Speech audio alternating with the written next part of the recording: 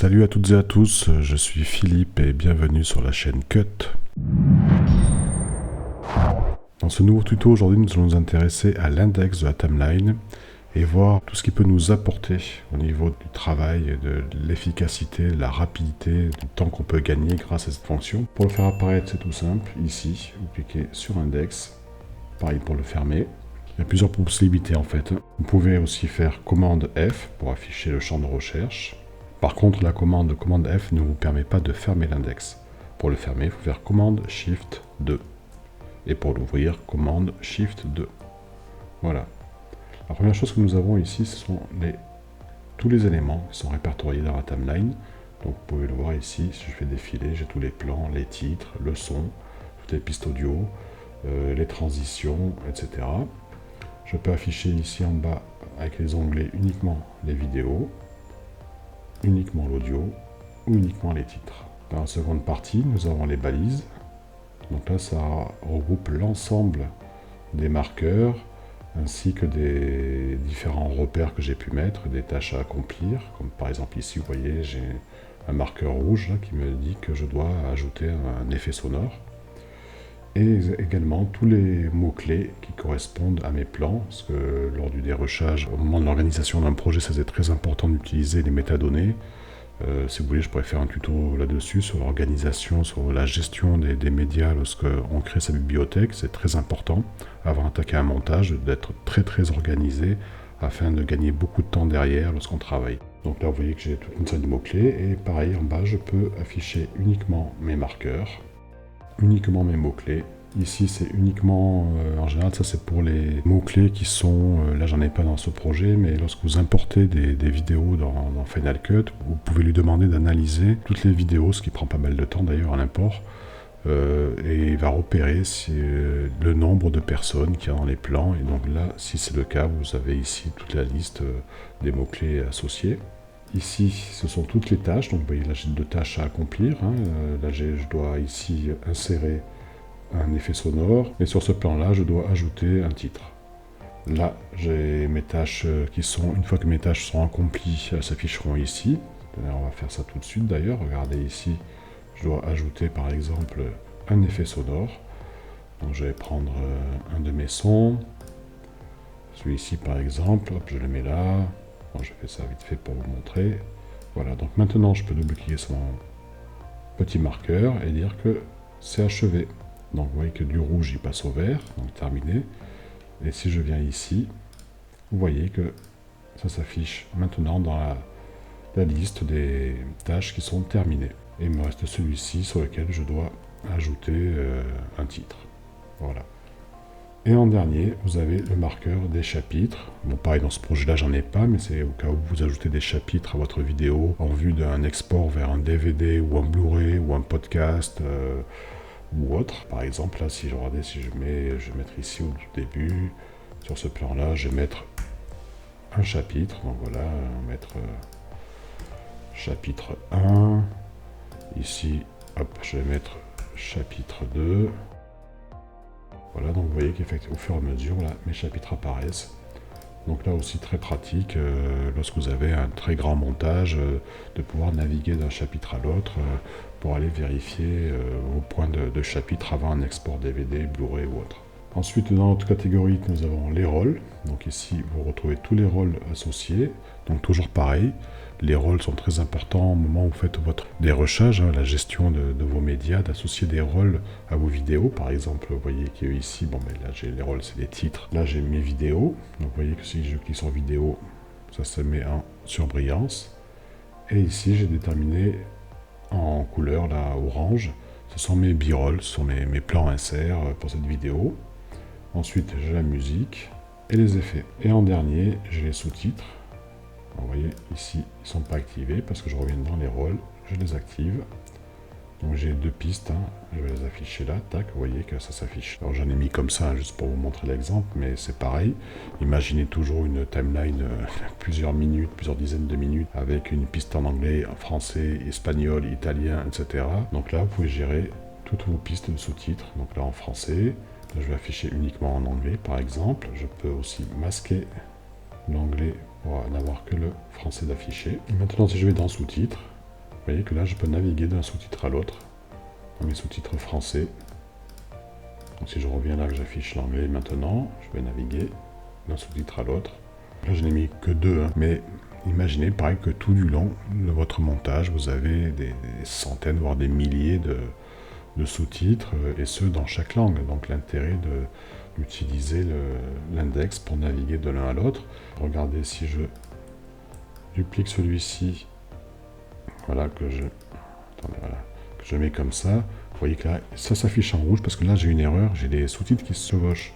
Donc vous voyez que tout de suite dans ma timeline, dans mon index, pardon, ça s'affiche directement. Alors, vous pouvez, là, j'ai que très peu d'éléments, mais s'il y en avait beaucoup, des centaines, je mettrais afficher uniquement les erreurs, et là, j'aurais en rouge répertorié tous les sous-titres qui posent problème tout au long de mon montage, et ceux dans la langue sélectionnée ici dans les rôles.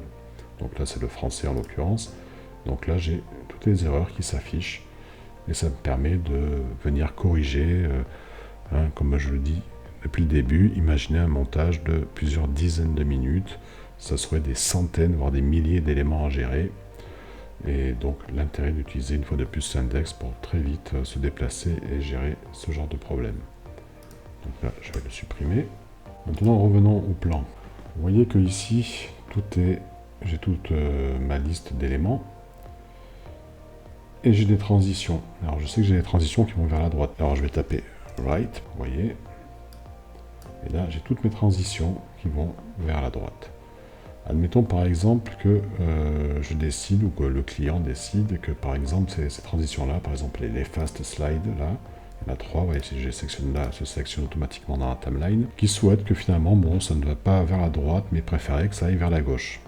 Alors logiquement, il faudrait que je sélectionne chacune de mes transitions, que j'aille tout au long de mon montage chercher toutes les transitions, les fast slides qui vont vers la droite, pour les modifier. Alors là, ce que je vais faire plutôt, c'est que je les sélectionne ici dans l'index, j'ouvre ma fenêtre de transition, je vais taper fast, là j'ai vers la gauche, je n'ai plus qu'à double-cliquer dessus, et automatiquement, mes transitions sont maintenant les 3 remplacées.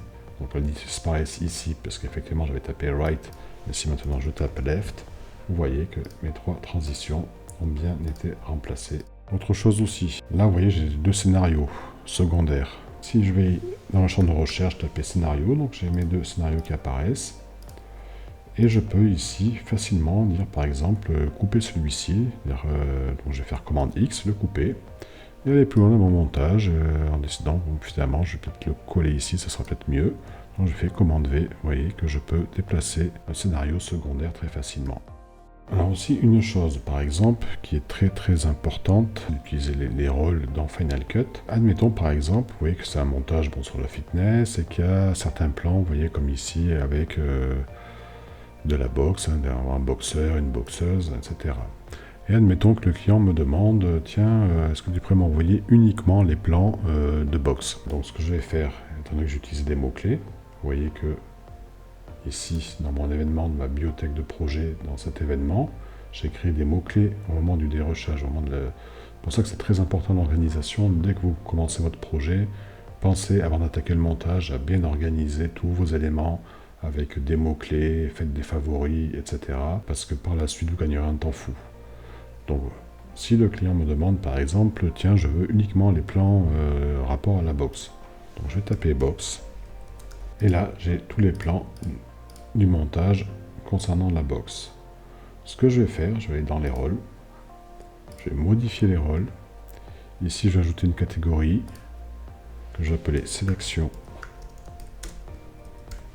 client. Voilà. Et je vais venir ici appliquer le rôle, cette sélection client. Et vous voyez que tout de suite, mes plans passent en pourpre. Et maintenant, je n'ai plus qu'à exporter. Je vais dans les rôles, je vais venir ici, je vais faire vidéo uniquement en fichier séparé, et je vais supprimer tous les rôles qui ne m'intéressent pas. Donc je vais supprimer les titres, je vais supprimer les vidéos, je vais supprimer B-roll, et garder uniquement la sélection client, et je vais l'exporter, tout simplement. En quelques clics, j'ai gagné un temps fou, parce que si j'avais dû faire ça manuellement, ça aurait été beaucoup plus long. Il a fallu que je fasse une dupli du projet, que je supprime, enfin bon bref, vous voyez le truc. Et là, une fois de plus, comme je le répète depuis le début, imaginez un montage avec des centaines de plans, quoi. Donc là, j'ai que 4 plans sur la box, mais j'aurais pu en avoir 50, 60, 70. Là, c'est une fonction qui fait gagner un temps monumental. Ensuite, en parlant des rôles, vous voyez que là aussi, j'ai, bon, évidemment, avec tous mes éléments, là j'ai musique, effets. Alors pareil, les effets, il n'y en a pas beaucoup, mais je peux aussi en déplacer. Si je veux travailler uniquement sur mes effets et mieux les voir, les passer en premier, je peux faire ceci. Parce que si je n'utilisais pas les rôles, il faudrait que je fasse ça, que je vienne sélectionner. Vous voyez, c'est pas évident ce que je sélectionne la piste audio. Vous voyez que si j'avais voulu les déplacer, c'est vraiment pas pratique là, vous voyez. Alors que là, hop, en un clic, c'est fait, je déplace. Donc là, c'est pareil, j'aurais pu avoir une piste comme la musique, des effets, j'aurais pu avoir des bruitages, j'aurais pu avoir d'autres éléments aussi sonores, etc., des petits sons d'ambiance, et avoir comme ça plein de rôles, avec des pistes, avec des dizaines, voire des centaines d'éléments, et je peux déplacer très facilement comme ça, en un clic. Je peux aussi masquer, par exemple, les effets pour venir travailler uniquement sur mes pistes musique pour mieux les voir. Je peux évidemment faire dans l'autre sens aussi, comme ça, masquer la musique pour travailler que sur mes effets sonores et pouvoir me concentrer dessus tranquillement, sans être gêné par les autres pistes, parce que si on a beaucoup d'éléments, vous comprenez que, bon, ben, même si on a des grands écrans, ça remplit vite l'espace, quoi. Donc ça, c'est très pratique aussi. Je peux aussi également afficher les voix audio. Vous voyez que là, j'ai les effets, là, la musique. Donc idem, si j'avais eu plein d'autres pistes, ben, ça serait bien séparé, bien net. Très pratique pour s'y retrouver. Ensuite, une autre fonction aussi qui est très intéressante, c'est que quand on met des titres, on peut parfois se tromper. Alors regardez, bon là j'ai fait exprès évidemment pour l'exemple, mais je vais afficher que mes titres. Et je m'aperçois qu'au lieu d'avoir marqué Fitness Team, j'ai marqué Fitness Teen. J'ai mis un N à la place du M. Donc je vais aller vérifier mes autres titres, comme ça. Ici, et là pareil, je me suis encore trompé. Là également pareil. Et à la fin, pareil. Alors en temps normal, il aurait fallu pour corriger tout cela, que j'aille dans la timeline sur chaque titre, que j'aille bien ici, que je sélectionne mon texte, que dans l'inspecteur ici, que je vienne modifier, vous voyez, à chaque fois ici, le titre et ce pour chaque élément. Ça serait très très laborieux. Donc ce que je vais faire, je vais sélectionner tous mes titres qui comprennent le mot teen. Je vais venir ici dans édition, rechercher et remplacer le texte du titre. Donc teen est à remplacer et je vais le remplacer par teen. Alors je mets en majuscule parce que dans mes titres c'est en majuscule. Je fais tout remplacer. Et maintenant, vous voyez que le premier titre c'est OK.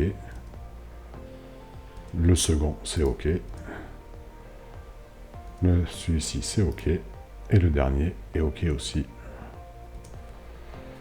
Donc vous voyez le temps gagné qui est monumental une fois de plus grâce à l'index, parce que si j'avais dû remplacer tout à la main, et encore que là j'en ai que 4, une fois de plus je me répète, mais c'est très important de comprendre ça, que si vous avez des dizaines voire des centaines de titres à repasser derrière, à modifier, si il y a une marque de client ou quelque chose, là en quelques clics j'ai gagné un temps monumental, ce qui m'aurait pris en temps normal beaucoup plus de temps pour tout modifier. Donc voilà, c'était un peu les petits secrets de l'index, bien comprendre comment l'utiliser. Vous comprenez bien tout l'intérêt, d'une part, de bien organiser vos projets lorsque vous démarrez, avant d'attaquer votre montage, de tout bien gérer au niveau des mots-clés, des rôles, etc. Ah oui, au passage, par exemple, il y a des notes aussi, parce que là, vous voyez qu'ici, je peux afficher les rôles vidéo, évidemment. Donc là, c'est vidéo, audio, des angles, ça c'est pour si vous, quand vous avez des angles, des plans multicam, là j'en ai pas dans ce montage, mais vous avez les angles activés, ce qui vous permettra également aussi de pouvoir les modifier directement, donc très important. Et vous voyez aussi qu'il y a une colonne note, voilà. Ici je peux mettre une note sur un plan, mais par contre si par exemple je prends ce plan là, de la femme là qui soulève les haltères, que je viens ici, que je vais mettre par exemple gros plan main femme, vous voyez que si je vais ici, que je sélectionne mon plan, la note n'apparaît pas parce qu'il fallait la mettre avant. Vous voyez que si là je viens et que j'insère le plan là, vous voyez que ma note apparaît. On va un peu agrandir, là, commence à être un peu à l'étroit là, et supprimer ça, voilà. Donc vous voyez que là ça apparaît bien. Par contre, si vous l'avez mis après, le plan qui est déjà dans la timeline n'aura pas la note. Vous voyez que ici c'est le même plan, il n'a pas la note, alors que celui que je viens d'installer. Donc c'est pour ça que là aussi, très important, pensez à mettre, si vous avez besoin, à mettre des notes avant. Donc la gestion d'un projet est très importante. N'attaquez pas votre montage, que tout le monde est toujours un peu pressé, on va attaquer son montage tout de suite, dès qu'on a les plans, vite. Prenez le temps de bien dérocher, de gérer toutes les métadonnées de vos éléments, ajoutez des mots-clés, des rôles, mettez des notes si nécessaire, car après, vous voyez que grâce à l'index, selon les modifs que vous devrez faire derrière, vous gagnerez un temps monumental. Donc je pense qu'on a à peu près fait le tour de tout ce que je voulais vous dire concernant l'index. À vous maintenant d'expérimenter un petit peu. Je vais m'arrêter là pour aujourd'hui. Donc si la vidéo vous a plu, pensez à mettre un petit pouce bleu, abonnez-vous à la chaîne en activant la petite cloche pour ne pas rater les prochaines vidéos. Et d'ici là, salut!